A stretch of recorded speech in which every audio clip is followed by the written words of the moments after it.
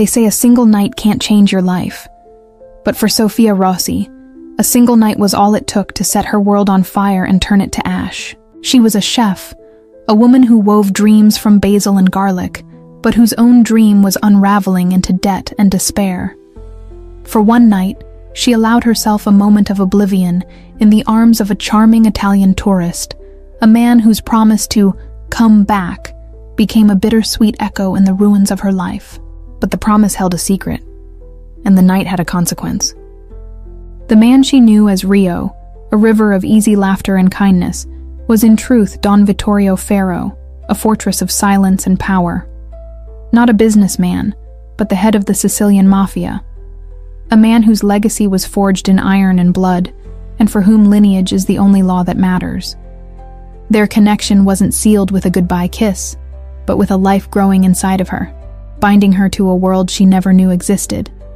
And he returns not with a request, but with a decree, claiming not the woman he met, but the heir she carries. This is the story of an ordinary woman, forced to become a lioness to protect her child in a world of wolves. It is a tale of how a ruthless king who had everything discovers his only vulnerability, and his greatest strength in the small heart beating inside his unborn heir. So, pour yourself a glass of wine, and prepare for a journey from modern America to ancient, dangerous Sicily. Comment with a crown emoji if you believe duty and desire can wage the most dangerous war of all, and subscribe for more stories of love forged in fire. Get ready for a story that proves the most powerful love isn't found, but claimed. It's a story about an unexpected heir, and the Iron Empire he will either unite or destroy. The autumn rain fell on the city not with passion, but with a tired resignation, kissing the asphalt and blurring the streetlights into impressionistic strokes of gold and crimson. On the street, the neon sign for Piccolo Sogno, Little Dream, flickered with a weary defiance. One of the O's in Sogno had surrendered, blinking on and off, like an eye struggling to stay open. The dream was exhausted. Inside the kitchen, the air told the truer story. Beneath the vibrant, hopeful notes of fresh garlic, basil, and the sweet, simmering tomato sauce that was Sofia's soul in a pot, there was a cold, metallic undercurrent. It was the scent of desperation. Sofia stood with her back to the door, her shoulders a tight line beneath her stained white chef's coat. Her hands, usually so deft and purposeful as they danced over fresh pasta dough, now trembled almost imperceptibly as she sorted a stack of papers on the stainless steel counter. They weren't order tickets. They were bills. Each white sheet was a silent executioner. She felt the familiar knot tighten in her stomach, cold and heavy as lead. The overdue rent, a stark, bold number.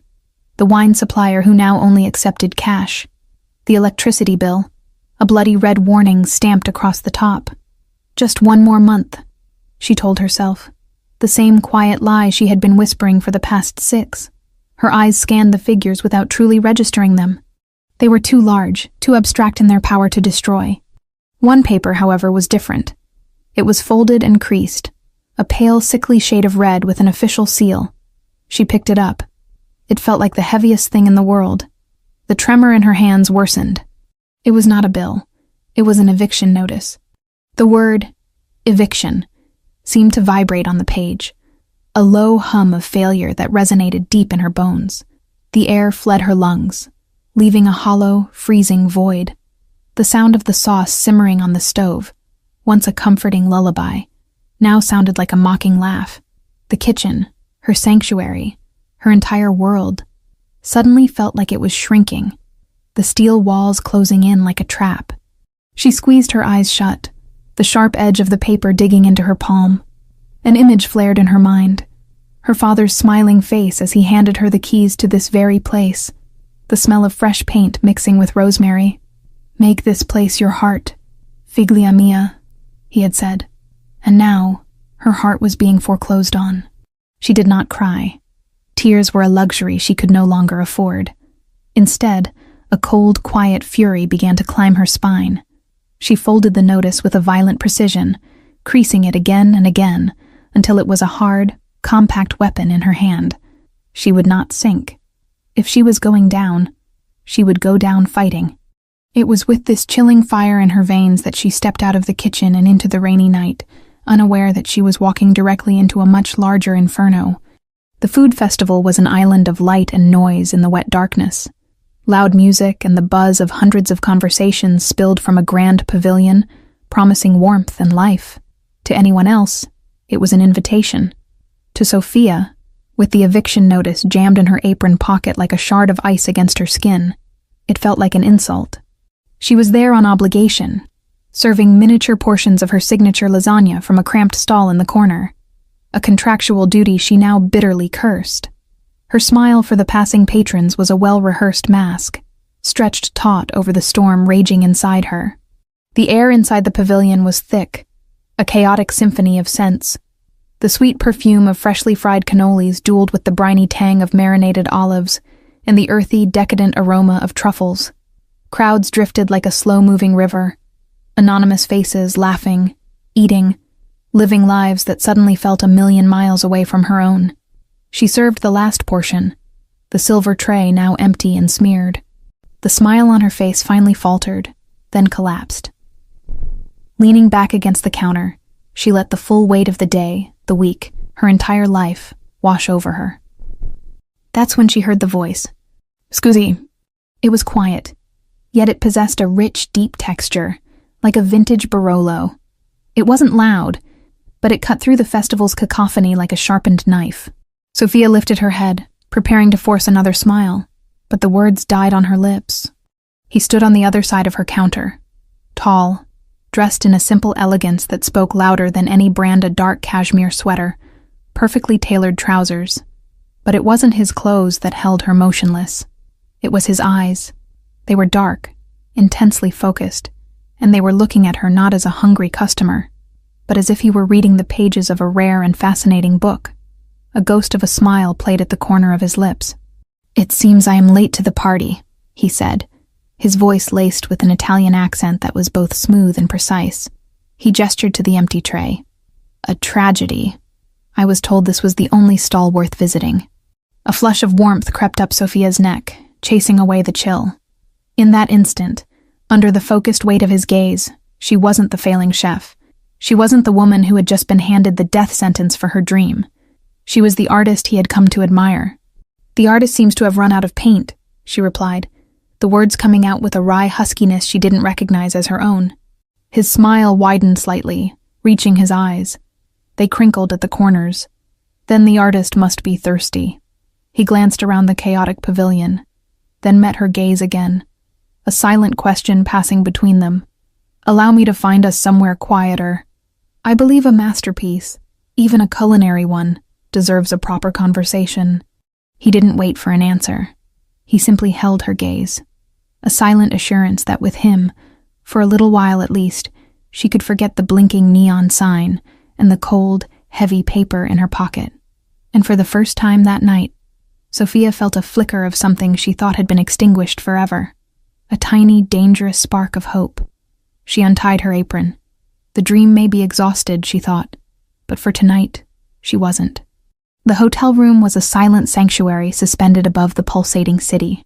Outside, the rain had softened to a whisper, its tears streaking down the vast plate-glass window and transforming the streetlights into rivers of gold and red. Inside, the only light came from a single low-wattage lamp that bathed the space in an intimate amber glow. They had been sitting in opposing armchairs, a glass of red wine in each of their hands. The cacophony of the festival had been replaced by a silence so dense it felt alive. Sophia could hear the quiet splash of wine as he refilled his glass, the gentle tick of a clock she couldn't see, and the sound of her own breathing, which felt entirely too loud. Ryoshi knew him only by this fluid, simple name did not press her with questions. He watched her. The way he held his glass, with a calm, steady grip, was a stark contrast to the almost imperceptible tremor in her own hands. "You build entire worlds on a plate," he said finally, his deep voice filling the space between them. "I tasted your passion tonight, Sophia, and your fight." The air grew thin. No one had ever described her work, her life that way. He saw past the failing business and the tired smile. He saw the warrior. He rose, not with the predatory energy she might have expected from a man so confident, but with the slow, deliberate grace of an anchor settling into its harbor. He stopped before her, reaching out a hand, not to touch her, but to take her glass. Their fingers brushed for a fraction of a second. It wasn't a touch. It was an electric current, a silent, undeniable jolt that shot straight to her core. He placed both glasses on the side table. The soft clink of crystal against wood was the only sound. When he turned back to her, the geography of the room had changed. The space between them was smaller, denser, charged. He knelt before her, bringing his eyes level with hers. He did not invade her space. He made it sacred. He lifted a hand, and Sophia's world slowed to a crawl. His fingers hovered a millimeter from her cheek, pausing in the air like a held breath, a promise. She could feel the warmth radiating from his skin, smell the faint scent of rain on his cashmere sweater, and the earthy aroma of wine on his breath. She closed her eyes. It was all the permission he needed. His touch, when it came, was impossibly gentle. A shocking tenderness from a man who radiated such strength. It undid her. A soft sigh escaped her lips. A sound of surrender. He leaned in, and the kiss was not a collision, but a discovery. It was slow, deep, a conversation without words. It wasn't about taking, it was about finding. It was the easing of a pain she had carried for so long, a yielding to a calm she had never known existed. Her fingers, which had been clenched, uncurled and gripped the fabric of the armchair. His hand moved from her cheek to the nape of her neck, his thumb stroking the frantic pulse he found there, gently soothing it. He stood, lifting her with him as if she weighed nothing. The weight of the world, the eviction notice, the failing restaurant, the broken dream seemed to dissolve in that single fluid motion. The camera of her memory would later pull back, framing their silhouettes against the rain-streaked window. His hand rested securely on the small of her back, a gesture of quiet possession, of protection.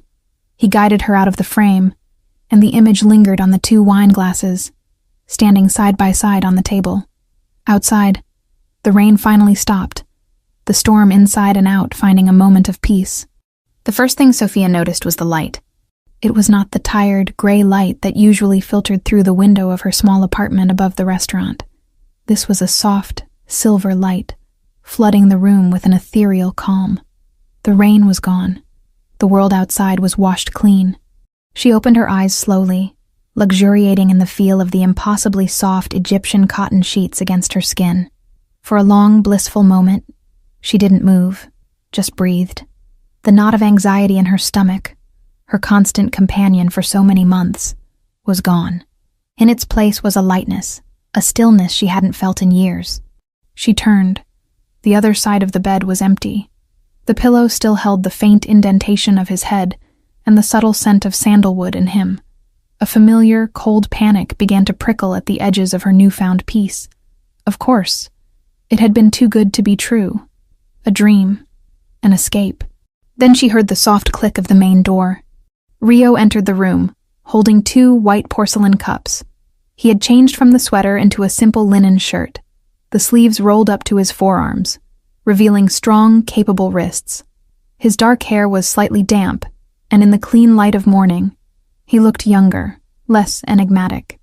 He paused when he saw she was awake. A small smile touched his lips, the same one that had disarmed her completely the night before. "Good morning," he said, his voice a low, pleasant rumble in the quiet room. He walked over and placed one of the cups on her nightstand. The rich, bold aroma of fresh espresso filled the air. "I thought you might need this." Sophia sat up, instinctively pulling the sheet with her to cover herself. She felt exposed, vulnerable under his calm gaze, but there was no hint of predation in his eyes, only a quiet observation. "I don't usually," she began, her voice trailing off, unsure of what she was trying to say. "I know," he interrupted gently, as if he could read the turmoil in her mind. He sat on the edge of the bed, maintaining a respectful distance.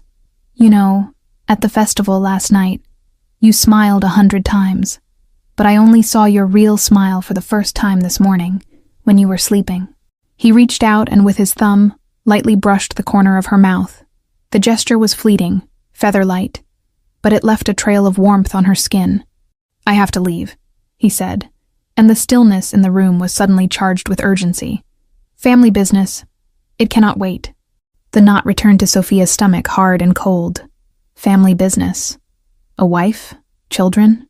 The beautiful lie was about to unravel. As if hearing her unspoken fear, he shook his head slightly. It is not what you are thinking. It is complicated. He looked at her then, and the full force of his intensity returned, pinning her in place. But this, he gestured to the space between them, to the room, to the memory of the night. This was not complicated. It was the simplest thing I have felt in a very long time. He stood to leave. He paused at the doorway, turning back to look at her one last time, his dark eyes memorizing her. Sophia, I will come back for you. That is a promise. And then he was gone. He left her in the silent, sunlit hotel room with the taste of espresso on her tongue, and a promise that sounded both like a fairy tale and the most beautiful lie she had ever been told. 6 weeks passed. The fairy tale faded, leaving only the lie. Rio did not return. There were no calls, no messages. He had vanished as completely as he had appeared, a phantom who had drifted into her life and then out again, leaving behind only the ghost of his touch and the lingering scent of sandalwood. The eviction notice became a reality. The Piccolo Sogno closed its doors. The blinking neon sign went dark for good. Sophia packed her life into cardboard boxes, the dream now reduced to a collection of pots, pans, and memories. The lightness she had felt that morning in the hotel room was gone, replaced by a familiar, heavy resignation.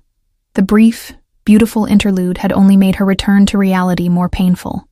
It was on a Tuesday morning, in the sterile, impersonal bathroom of the friend's apartment where she was temporarily staying, that her world tilted on its axis once more. She stared at the small plastic stick in her trembling hand, at the 2 stark blue lines that appeared with an unforgiving clarity. 2 lines. A positive result. Pregnant. The word didn't feel real. She dropped the test, her hand flying to her stomach. A new life was growing inside of her. Rio's child. The child of a promise.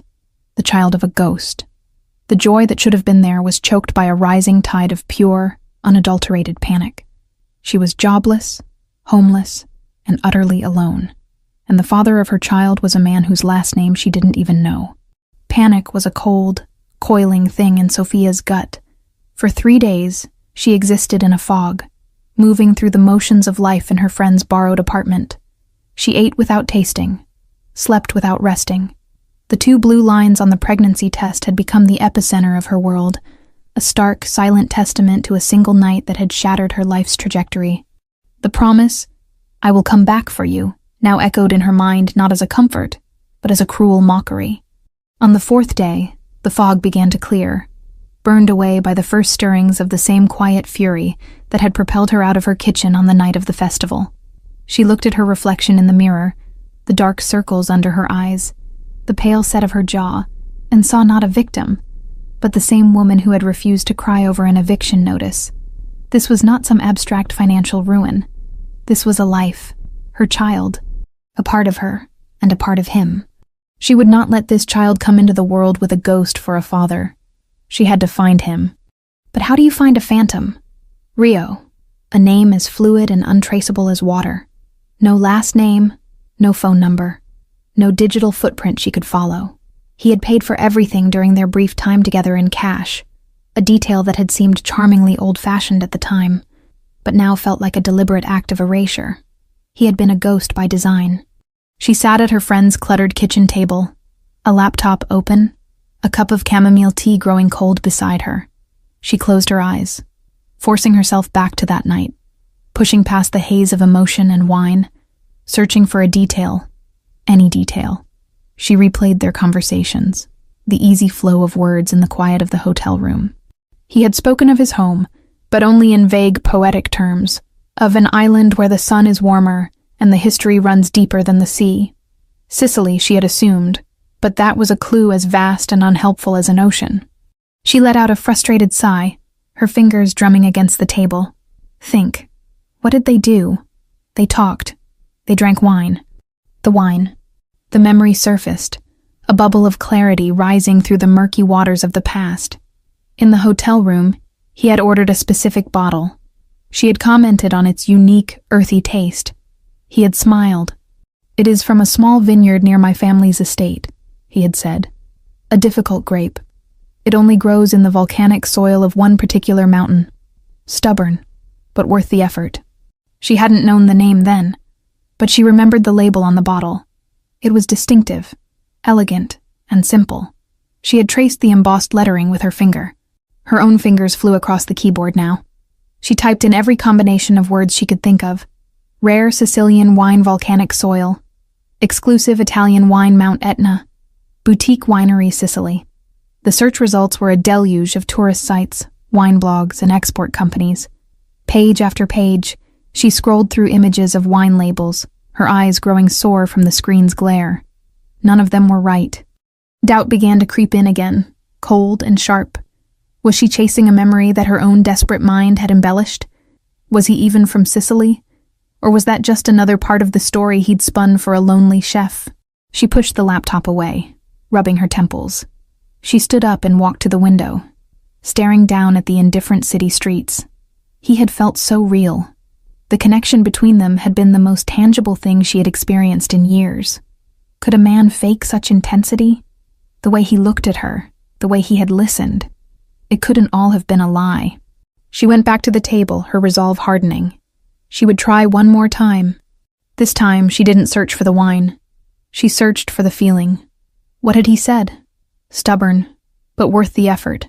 It described the grape, but it also described him. It described her. She focused on the label again in her mind's eye. It wasn't flashy. It was all text. A name. She began typing the most exclusive, high-end wine importers in the city, cross-referencing their online catalogs with Italian varietals. It was a tedious, soul-crushing process.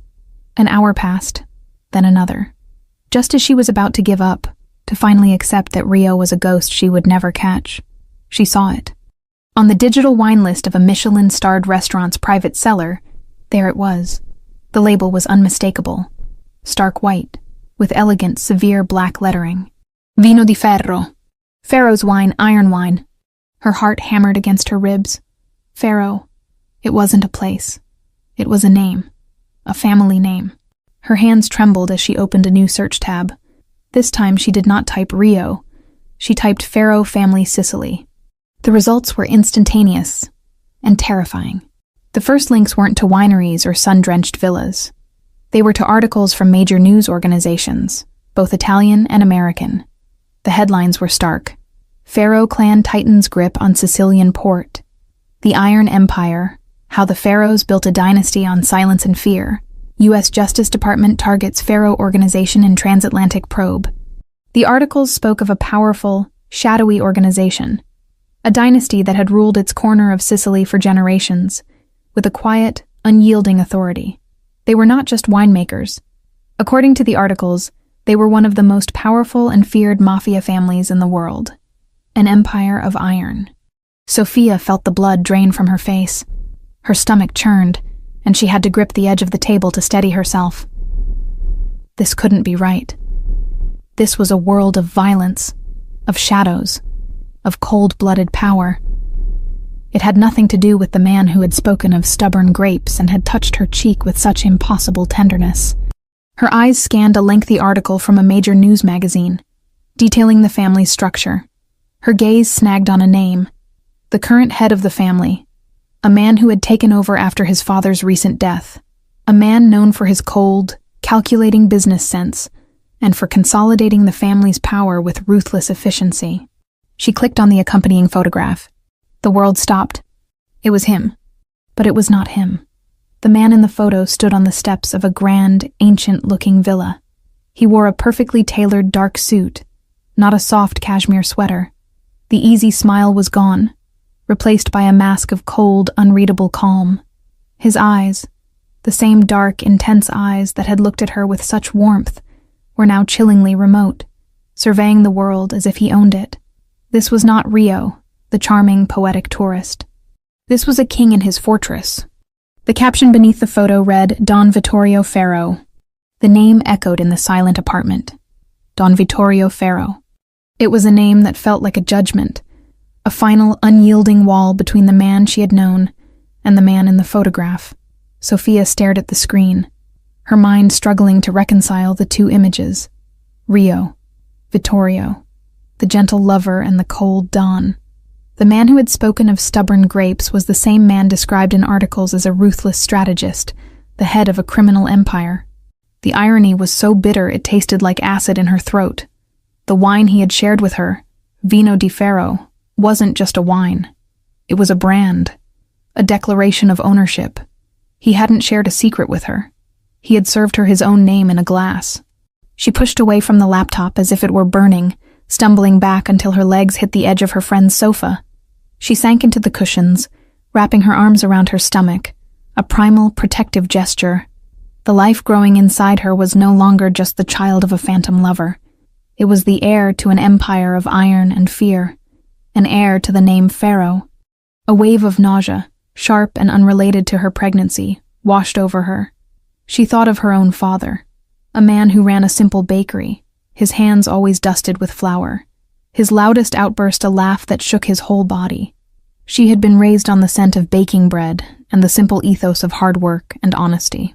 The world Vittorio Ferro inhabited was an alien planet, a dark parallel universe governed by rules she couldn't begin to comprehend. Her fear was a living thing, a cold dread that settled deep in her bones. This wasn't a world for a child. It wasn't a world of scraped knees and bedtime stories. It was a world of whispers, of long shadows, of debts paid in blood. Her son or daughter would not be born into that. She would not allow it. For a day, her fear was paralyzing. She read more articles, each one a nail in the coffin of the man she called Rio. She learned of the Pharaoh's power, their reach, their business, that spanned from shipping ports to political influence, all built on a foundation of omerta, the code of silence. Vittorio was not just a participant. He was the architect of its modern iteration. He was described as more dangerous than his forefathers because he was smarter, colder, and hid his violence behind a veneer of legitimate enterprise. Then, slowly, as the shock receded, the fear began to calcify. It hardened from a quivering, shapeless dread into something solid and sharp. It became resolve, the same stubborn resolve Vittorio had admired in the grapes he'd described. He had no idea she possessed it too. She was not some damsel in distress. She was a woman who had tried to build a dream with her own two hands and had fought until the very end. She would fight for her child with that same ferocity. But what was the fight? Running, hiding. The thought was tempting. She could disappear, change her name, raise the baby somewhere quiet where the Pharaoh name was just a whisper from another world. But the articles made one thing terrifyingly clear. The Pharaoh's reach was global. Their power was in information. Sooner or later, he would find out. And what would a man like that do if he discovered he had an heir he never knew about? An heir that had been hidden from him. The thought was more terrifying than any confrontation. He would not just come for the child. He would come for her. No. Hiding was the lamb's strategy, waiting for the lion to find it. She had to do the one thing the lion would never expect. She had to walk into the den herself. She wouldn't go to him for money or for help. She would go to him to state a fact, to draw a line in the sand. To tell him about his child, yes, because he had a right to know, but also to make it clear that the child would have no part in his world. She would offer a compromise, an arrangement, anything that would keep her baby safe and clean, away from the shadow of the Pharaoh name. It was a naive hope, a desperate gamble, but it was the only move she had. The decision settled a strange calm over her. Her objective was clear. The path, however, was a terrifying unknown. How does a chef from a failed restaurant in America request an audience with a man like Don Vittorio Ferro? She couldn't just call him. She couldn't just show up. Her research led her to the legitimate face of the Pharaoh Empire. Pharaoh Imports, a luxury goods company with a sleek corporate office in the heart of the city. It was the public front, the clean, manicured hand that hid the iron fist. It was her only way in. Sophia stood before her full-length mirror, her hand resting on her still flat stomach. She saw the fear in her own eyes, but beneath it, she saw a flicker of something else, something fierce and unyielding.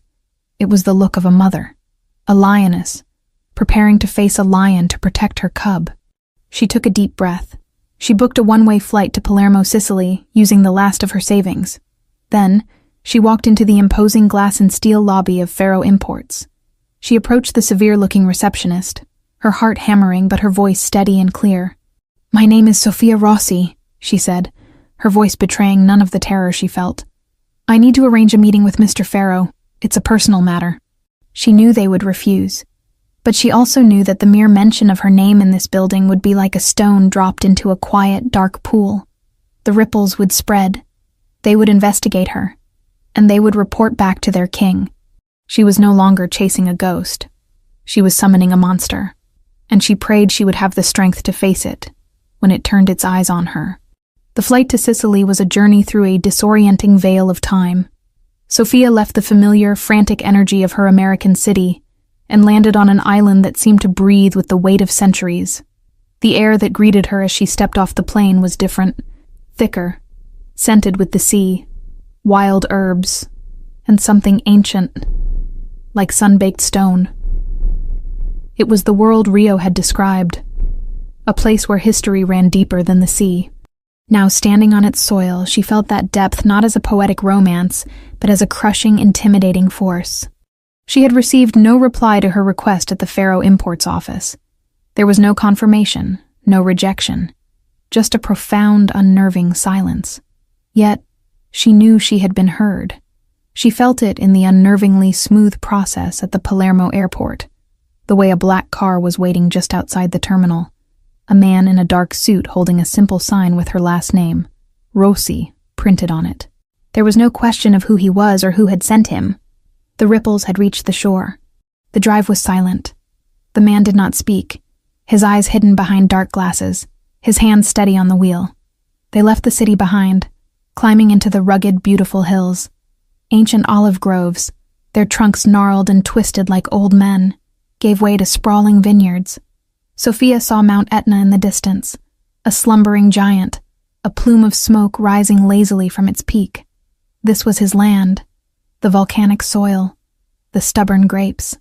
Every beautiful detail was now tainted with the chilling reality of what that beauty was built upon. The car turned off the main road, passing through a set of immense wrought-iron gates that opened for them without a sound, as if by magic. The name Faro was subtly worked into the intricate scrollwork. They proceeded up a long, cypress-lined driveway, and then the fortress came into view. It wasn't a villa. It was a citadel, an ancient, honey-colored stone compound that seemed to grow organically from the very rock of the hillside. It was surrounded by high walls, but its position on the crest of the hill was its true defense, offering a commanding, panoramic view of the entire valley below. It was breathtakingly beautiful and utterly impregnable, a gilded cage. The car stopped in a stone courtyard where the air was filled with the scent of jasmine and the gentle sound of a fountain. The driver opened her door, and another man, older, with silver hair and a face carved from granite, met her on the steps. "Miss Rossi," he said, his voice polite but devoid of warmth. "The dawn will see you now." He led her through cavernous, cool rooms filled with dark, heavy furniture, priceless-looking art, and a silence that absorbed sound. Her footsteps on the marble floors seemed sacrilegiously loud. This was a house of ghosts, of power passed down through generations. She could feel the weight of them, of the secrets held within these thick stone walls. Finally, they arrived at a pair of large carved wooden doors. The man opened them and gestured for her to enter. The room was a library, its walls lined from floor to ceiling with leather-bound books. A massive, ornate desk stood before a vast window that framed the volcano like a living painting. And behind the desk, silhouetted against the afternoon sun, stood Vittorio Faro. He was not wearing a suit. He was dressed in simple, dark trousers and a white shirt, unbuttoned at the collar. He looked less like the corporate titan from the news photo and more like a landed king surveying his domain. As she stepped into the room, he turned from the window. And for a heart-stopping moment, he was Rio. The way the light caught the planes of his face, the quiet intensity in his posture, it was all achingly familiar. But then his eyes met hers, and the illusion shattered. The warmth she remembered was gone, replaced by a cool, analytical stillness. He looked at her not with recognition, but with the detached curiosity of a collector examining a new, unexpected acquisition. "Miss Rossi," he said, His voice was the same deep, resonant timbre she remembered, but it held a different quality now.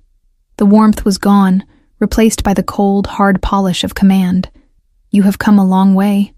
I trust your journey was comfortable." The polite, meaningless words were a dismissal of everything that had passed between them. He was setting the terms. They were strangers. Sophia's carefully prepared speech, the lines she had rehearsed over and over, evaporated from her mind. She was left with only the raw, desperate truth. "I didn't know who you were," she said, her voice a little shaky but clear. A flicker of something amusement, annoyance, passed through his eyes. "Most people who seek me out do. It saves time." "I'm not seeking anything from you, Mr. Farrow." "Don Farrow," he corrected her, the words soft but weighted with iron. "In this house, that is my name, and you are here. That, by definition, means you are seeking something." He hadn't moved from behind the desk. He was a general, and this was his command post. The entire room, the entire fortress, was an extension of his will. Sophia felt her resolve wavering under the sheer force of his presence. She took a breath, her hand unconsciously moving to her stomach. His eyes followed the small movement. His expression did not change, but the stillness in the room deepened, became heavier. He had been waiting for it. "I'm pregnant," she said, the words falling into the silence like stones into a well. "It's yours." Vittorio did not react. There was no shock, no denial, no joy, no anger. He simply watched her, his gaze unwavering, as if he were confirming a piece of intelligence he had already received. The silence stretched, becoming a form of interrogation, a tool to unnerve her. She refused to look away. After a long moment, he finally spoke, his voice dangerously quiet. "I know." Of course he knew. He had known from the moment her name had been flagged at his New York office. He had investigated her, dissected her life from a distance. The realization that her desperate search for him had been a pointless exercise, that he had been watching her all along, was a cold violation. "The child," he continued, his voice leaving no room for argument, "is a pharaoh. It will be born here, in this house. You will be provided for. You will want for nothing." It was not an offer. It was a decree. The words she had planned to say about compromise, about keeping the child away from his world, died in her throat. They were meaningless here.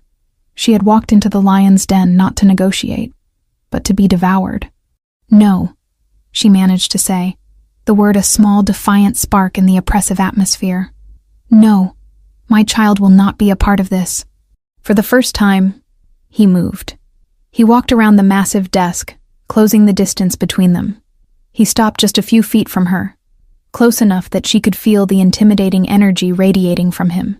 He was bigger than she remembered, his presence filling the room. He was no longer a silhouette, but a terrifying reality. "You misunderstand me, Miss Rossi," he said, his voice dropping to a low, chilling register.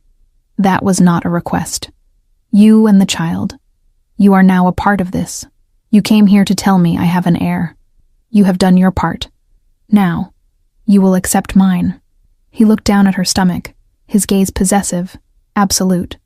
"That child is my blood, my legacy, and it belongs to me." The cage was gilded as promised. Sophia was given a suite of rooms in a private wing of the fortress. The windows, tall and arched, overlooked a terraced garden where the scent of lemon blossoms and rosemary drifted on the warm air. The furniture was antique and elegant. The linens were softer than anything she had ever touched, and her closet was gradually filled with clothes she had not chosen, in styles she would never wear, all exquisitely made and perfectly tailored.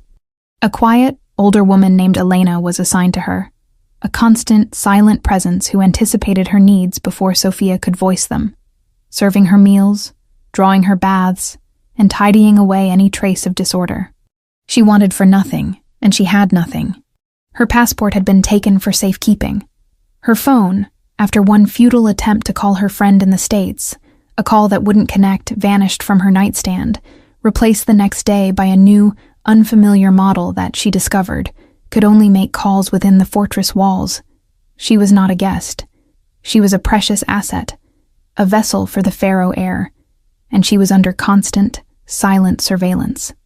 The politeness was the most suffocating part of her imprisonment. No one ever raised their voice. No doors were ever audibly locked. Yet, she knew with a chilling certainty that the moment she tried to walk past the cypress-lined driveway, a polite but immovable man would appear to gently guide her back inside. The first week was a blur of impotent rage.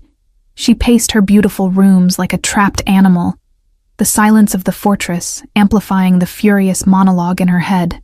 She refused meals. She dismissed Elena with curt, angry gestures. She demanded to see Vittorio, only to be told by the stone-faced majordomo, Silvio, that the Dawn is occupied. She saw him only from a distance. Sometimes, through her window, she would see him crossing the courtyard, deep in a low, serious conversation with other men in dark suits. He never looked up.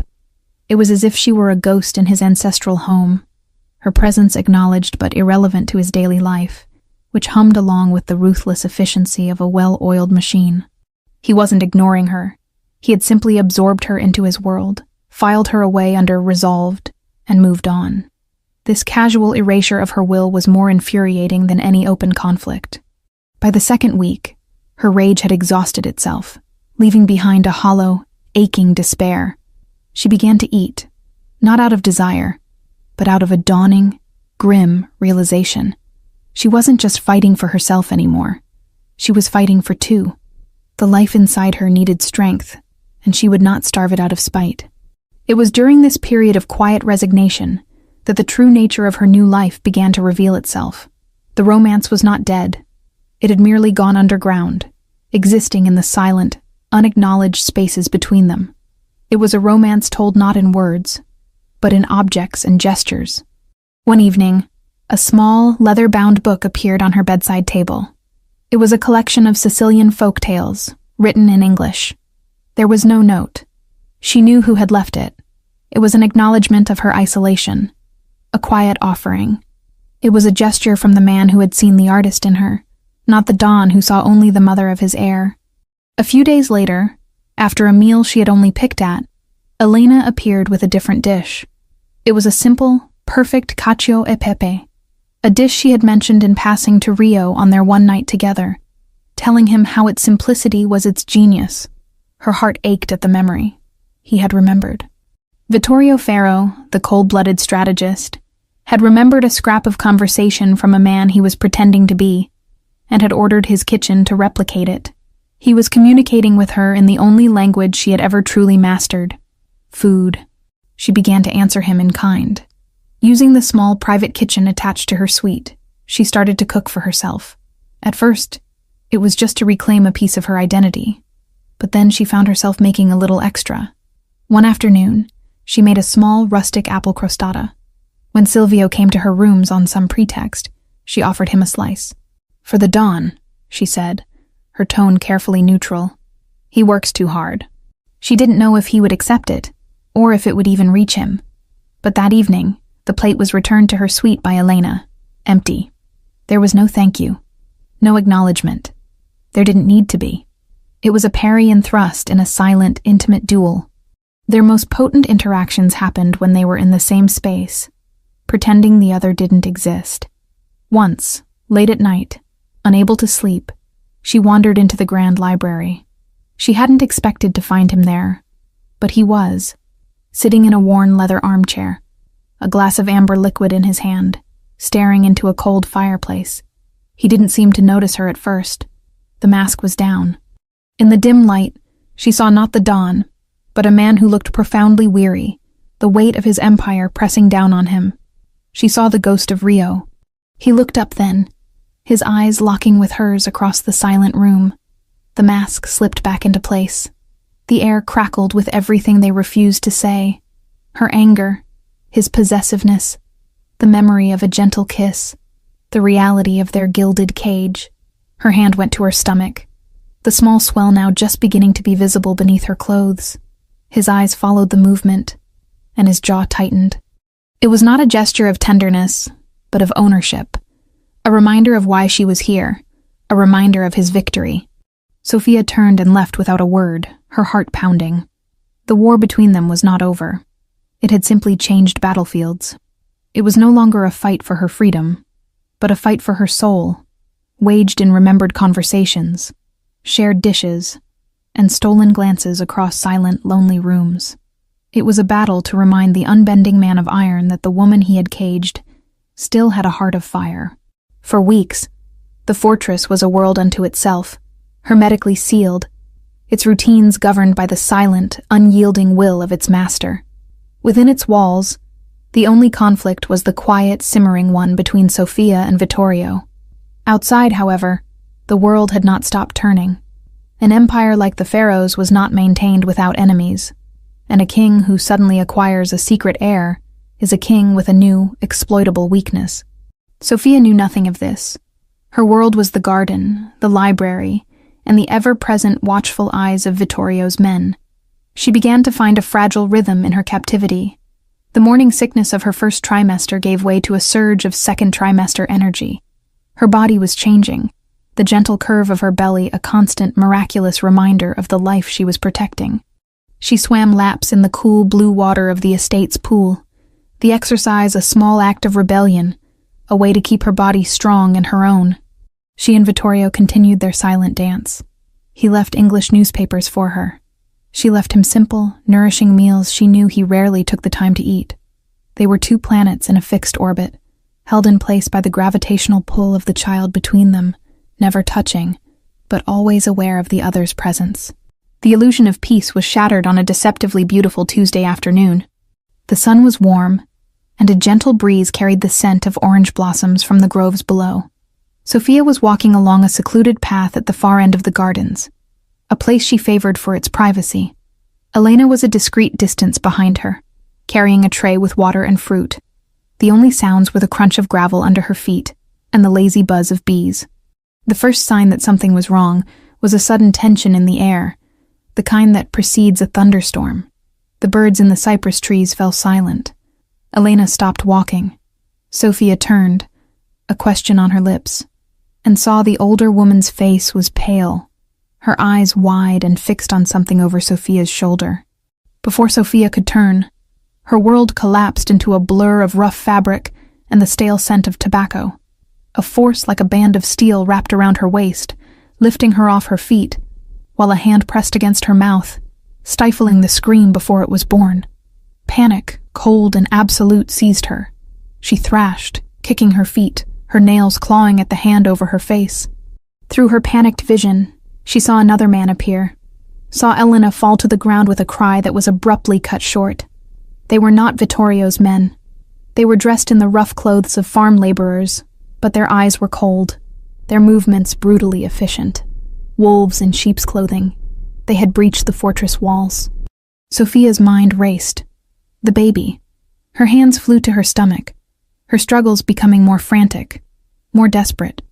The man holding her grunted, a string of harsh, guttural Sicilian curses.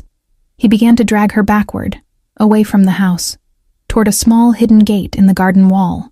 Then, a sound cut through the air, not a gunshot, but a single, sharp, commanding shout. Vittorio's voice. What happened next was a blur of controlled, terrifying movement. Two of Vittorio's guards, materializing from the landscape as if from nowhere, moved to intercept the man near Elena. The confrontation was swift and almost silent, a ballet of brutal efficiency. But Sofia was still in the grasp of the first man, who now pressed something cold and sharp against her throat. He continued to drag her toward the gate, using her as a shield. Her heart hammered against her ribs, a frantic drumbeat of terror. And then Vittorio was there. He moved with a speed and grace that seemed impossible for a man his size. He had come from the direction of the house, and in his hand was an object of cold, dark steel. But the true weapon was the chilling familiarity of lethal intent in his eyes. He was no longer the businessman, the weary Don, or the ghost of Rio. He was a predator, his face a mask of cold, lethal fury, his dark eyes fixed not on Sofia, but on the man who held her.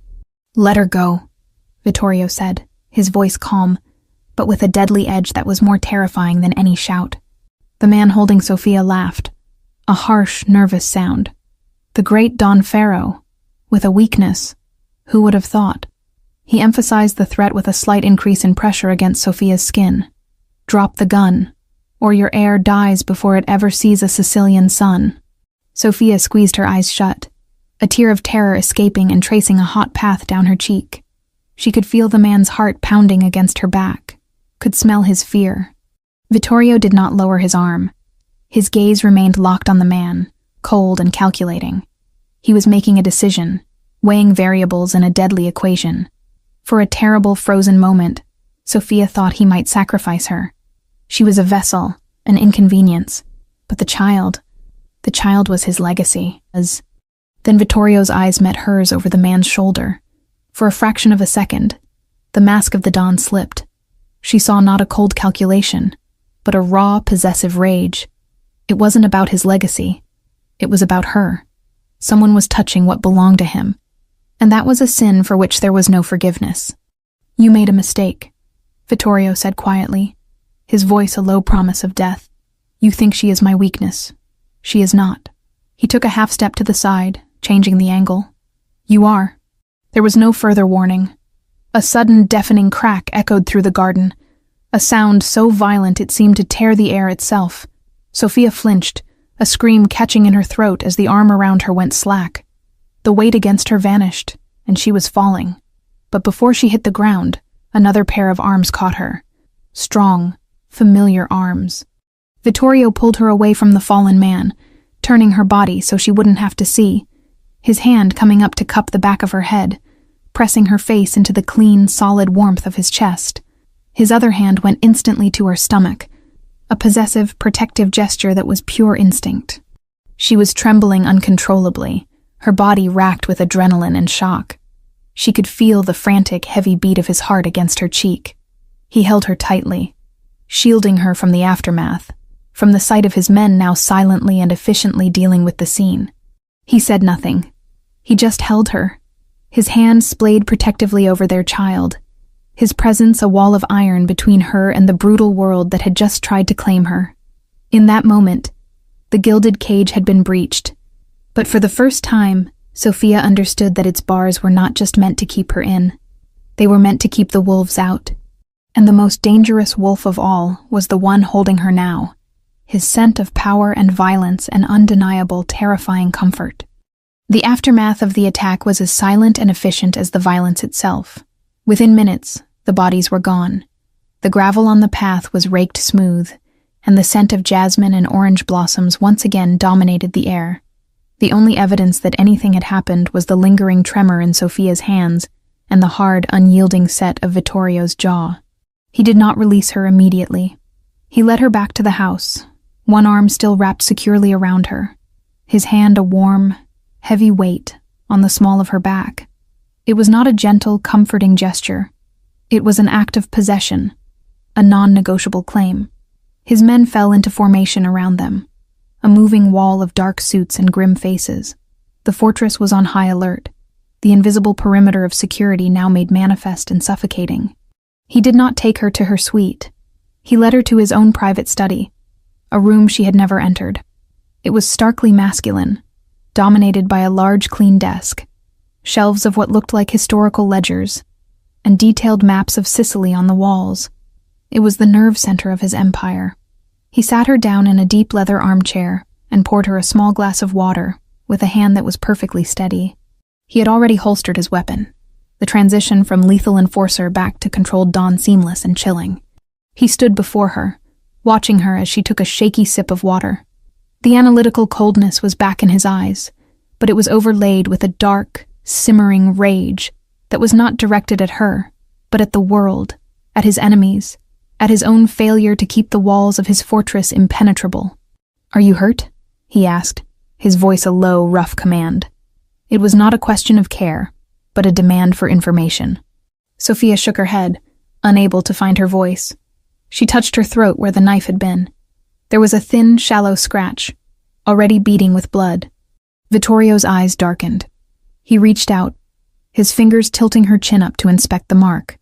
His touch was surprisingly gentle, a stark contrast to the violence she had just witnessed. For a moment, his thumb brushed against her skin, a gesture so reminiscent of Rio that her breath caught in her throat. He seemed to realize it at the same time, his hand dropping away as if burned. The mask of the dawn slammed back into place. He turned and spoke in rapid, guttural Sicilian into an intercom on his desk. Minutes later, the silver-haired major domo, Silvio, entered with a small first aid kit. Vittorio took it himself, dismissing the older man with a nod. He knelt before her, the way he had in the hotel room. But this time was a universe away from that night of gentle discovery. He cleaned the small cut with an antiseptic wipe, his movements precise and impersonal. But he was so close she could feel the heat coming off his body, see the coiled tension in his shoulders. "This will not happen again," he said, his voice a flat, cold promise. It was not meant to be a reassurance. It was a statement of intent, a vow of retribution against those who had dared to touch what was his. The dam of Sophia's composure, held together by shock and adrenaline, finally broke. It was not a flood of tears, but of anger. "This is your fault," she whispered, her voice trembling with a fury that was equal parts fear and resentment. "This happened because of you, because of this world you dragged us into." He finished tending to the cut and stood up, looking down at her, his expression unreadable. "You were not dragged. You walked in yourself." "To protect my child," she shot back, her voice gaining strength. "To keep him away from this, away from guns and knives in the garden." "And where would you have gone?" he countered, his voice dangerously soft. "Some quiet town? Do you think they would not have found you? They found you here, inside walls that have stood for 500 years. Out there you would have been a lamb tethered to a stake, waiting for the slaughter. Here, you are in the heart of the pride. There is no safer place in the world for you." "Safer?" she laughed, a harsh, broken sound. "I just had a knife to my throat. Your world put us in danger." "My world," he said, his voice dropping even lower, each word laced with steel, "is the only thing keeping you alive. My name is the reason you were a target, but it is also the reason you are still breathing." He was right. The terrifying logic of his world was inescapable. His name was both the poison and the antidote. The silence that fell between them was different now. It was not the silence of avoidance, but the silence of two adversaries who have finally laid their weapons on the table and acknowledged the brutal truth of their situation. "Who were they?" she asked, her anger giving way to a weary need to understand. He hesitated for a moment, as if debating the merits of sharing any intelligence with her. "The Rinaldi family," he said finally. "Vultures. They see a new heir as a chance to destabilize, to create a power vacuum." He began to pace the room, the controlled energy of a caged panther radiating from him. "They made a calculation, that I would be weakened by sentiment, that I would hesitate." His eyes met hers, and she saw a flicker of the cold fury from the garden. They calculated incorrectly. In that moment, she understood something profound about him. His control, his coldness, was not a lack of emotion. It was a shield for it. The rage he felt at her being threatened was so immense, so volcanic, that he had to encase it in iron to keep it from consuming him and everything around him. He wasn't unfeeling. He was terrifyingly full of feeling, all of it bent toward the singular purpose of power, control, and now, a brutal form of protection. "From now on, you do not go anywhere without me," he stated, his back to her, as he stared out the window at his domain. "Not the garden, not the library, not even the dining room. Where I go, you go. You are no longer just a resident of this house, Sophia. You are the shadow of its master. It is the only way I can guarantee your safety." It was a declaration that changed everything. The gilded cage had just become smaller, its bars now forged from his constant, suffocating presence. It was a prison sentence. But it was also, in the brutal, twisted logic of their world, the first time he had truly acknowledged her not as an asset, but as a partner, however unwilling, in a war she was only just beginning to understand. The truce was not one of peace, but of shared danger. A truce forged in the heat of a single gunshot. Vittorio was true to his word. Sophia's life became inextricably tethered to his. She was a silent, watchful presence in his study as he conducted business in clipped, coded phone calls. She sat across from him in the formal dining room, sharing meals in a tense, crackling silence that was more intimate than any conversation. She walked beside him through the gardens, always flanked by a phalanx of grim-faced guards. Her gilded cage had shrunk to the size of his shadow. The forced proximity was a strange form of torture. It stripped away the last vestiges of the phantom, Rio, replacing him entirely with the cold, calculating, and dangerously protective Don Farrow. Yet, in the quiet, unguarded moments, she saw glimpses of the man beneath the iron. She saw the exhaustion in his eyes late at night, as he reviewed ledgers, the way he would rub the back of his neck when he thought she wasn't looking. She noticed he started keeping a glass of milk on his desk for her, never mentioning it, just ensuring it was there. And she, in turn, would leave a plate with a simple sandwich for him, a silent acknowledgement of his sleepless nights. They were developing a language of care, unspoken and deeply reluctant. The estate became a fortress on high alert. Guards patrolled the perimeter day and night. The sense of being watched was constant, the air thick with a tension that never dissipated. The Rinaldi family, having failed in their brazen attack, had gone to ground, but Vittorio knew it was not a retreat. It was the quiet before a final, desperate assault. The storm broke on a wild, tempestuous night 3 weeks later. A ferocious wind howled down from the mountain, lashing the fortress with sheets of rain that beat against the thick stone walls like angry fists. The power flickered and died, plunging the estate into a disorienting darkness, lit only by the emergency backup system's dim, ghostly glow and the violent flashes of lightning that illuminated the ravaged landscape. It was the perfect cover for an attack. A deep tremor shuddered through the stone floor, coming from the direction of the main gate. The deafening vibration was followed instantly by a distant, angry rattling that was not thunder. Vittorio was in his study with Sofia when it happened. He had been staring out the window, his body coiled with a tense anticipation, as if he had been expecting it. At the sound of the disturbance, he didn't flinch. He simply turned, his face a mask of cold, lethal calm. "Silvio," he barked into the intercom. "Lock it down, the West Wing, now!" He moved to a large, ornate cabinet that Sofia had assumed held antique books.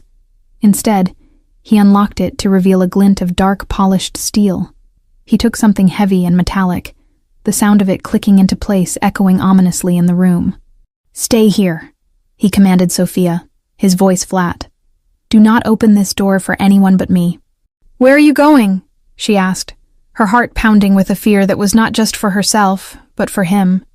"To end this," he said, his eyes meeting hers.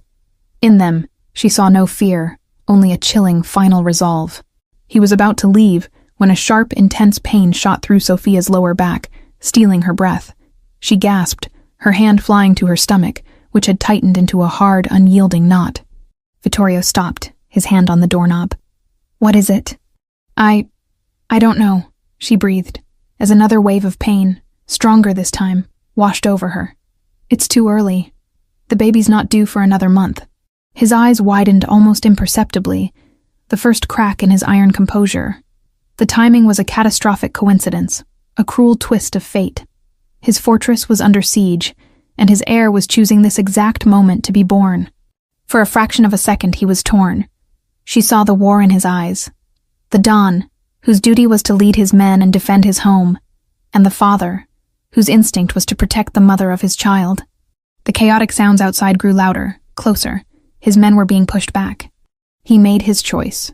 "Silvio," he roared into the intercom. "The birthing room. Prepare it. Now. And get Elena." He turned back to Sofia, his decision made. He strode over to her, scooping her into his arms as another contraction seized her. "They will not have this house," he murmured, his voice a low, fierce growl against her hair. "And they will not have my son." The journey through the fortress was a surreal nightmare. The emergency lights cast long, dancing shadows on the walls as Vittorio carried her, flanked by 2 of his most trusted guards. The muffled chaos of the battle outside became the soundtrack to Sofia's intensifying labor pains. He took her not to her suite, but down a series of corridors to a part of the house she had never seen, a fortified section deep within the oldest part of the building. The birthing room was clearly a contingency plan he had prepared for long ago. It was a simple, clean room, stocked with medical supplies, its windows protected by heavy iron shutters. Elena was there, her face grim, but her hands steady. Vittorio laid Sofia on the bed, his movements surprisingly gentle. He brushed a stray strand of hair from her sweat-dampened forehead. "You are safe here," he said, his voice softer than she had ever heard it. Silvio appeared at the door, his posture urgent, his face streaked with grime. "Don, they've breached the East Terrace. We need you." Vittorio looked from Silvio's urgent face to Sophia's, now contorted in pain. He was being torn in two. "Hold them," Vittorio commanded Silvio, his voice ringing with an authority that left no room for argument. He turned back to Sophia, taking her hand in his. His hand was large, calloused, the hand of a man of command, but its grip was firm and steadying. "Breathe, Sophia," he said, his eyes locked on hers, forcing her to focus through the agony. "Just breathe.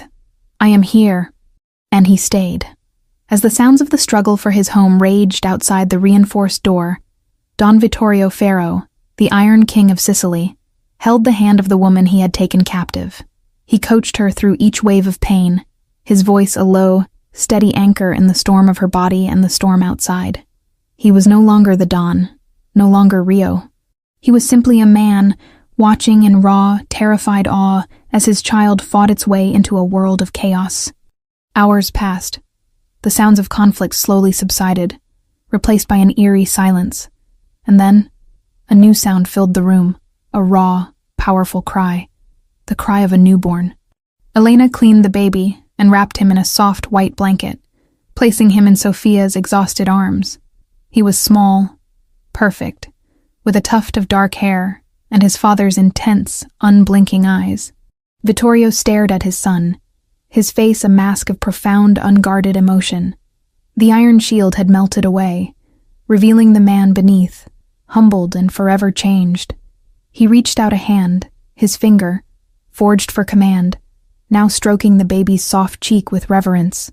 Silvio knocked and entered, his expression weary but triumphant. "Don Ferro, the estate is secure. The threat has passed." Vittorio didn't look away from his son. "Good," he said quietly.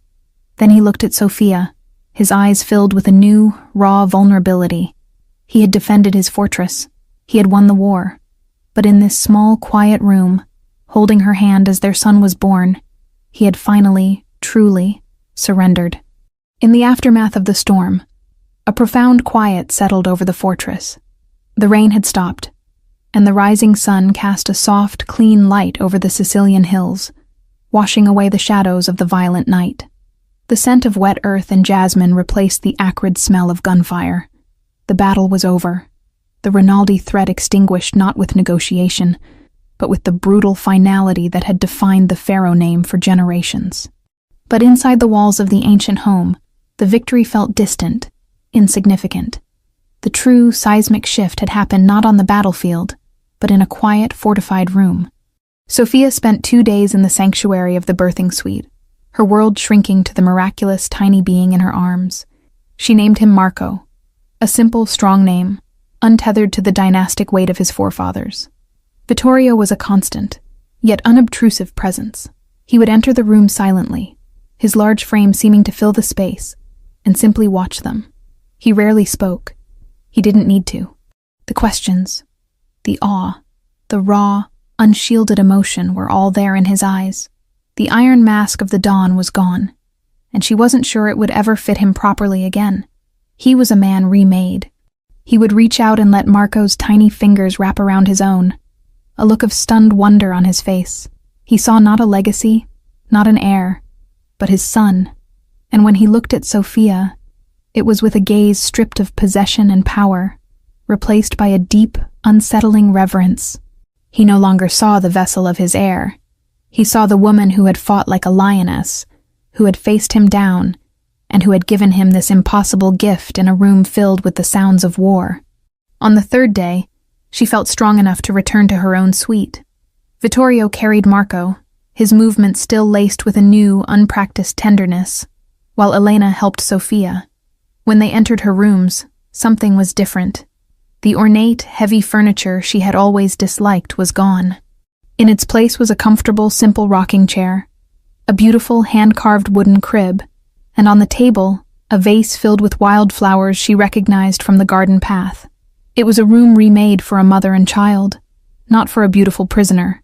Later that evening, Vittorio came to her rooms alone. Marco was sleeping in his crib, his small chest rising and falling in a peaceful rhythm. Sophia was standing by the open window, looking out at the first stars pricking the twilight sky.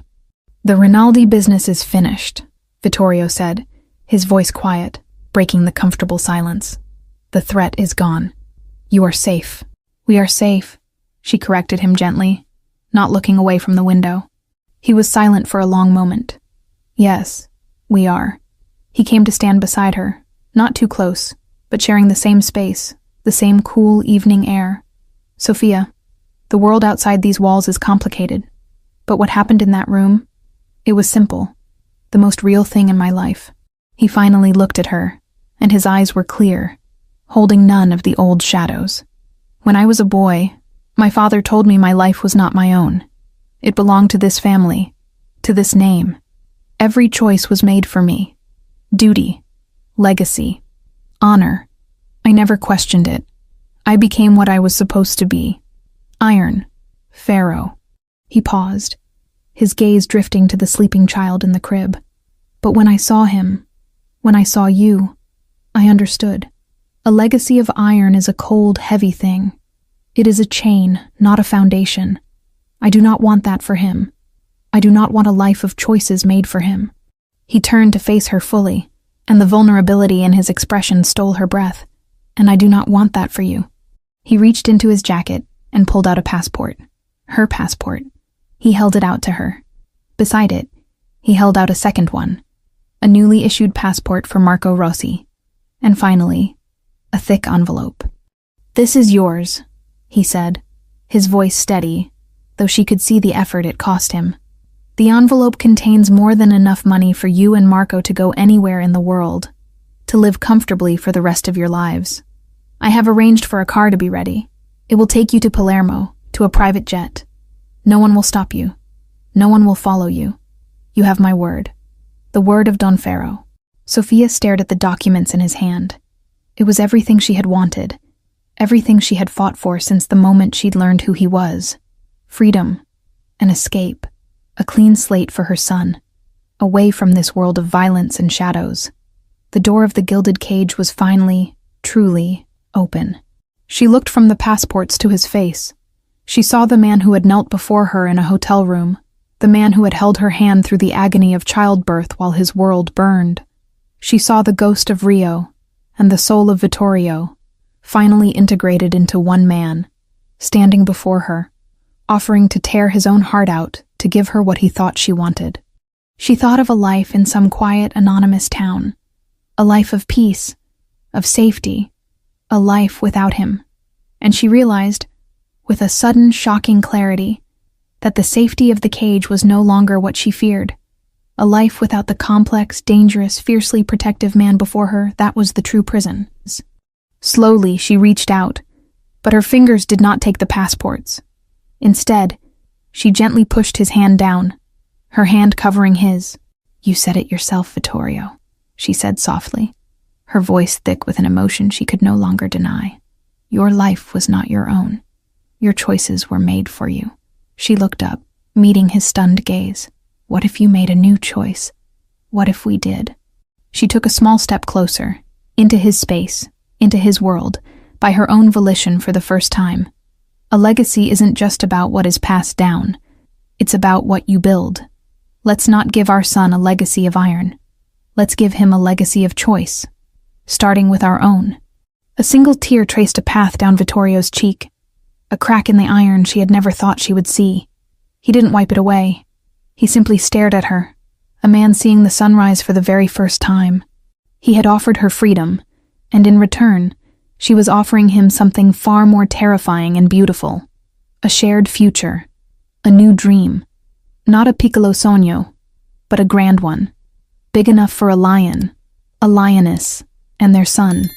A legacy not of iron, but of a love that had been forged in fire.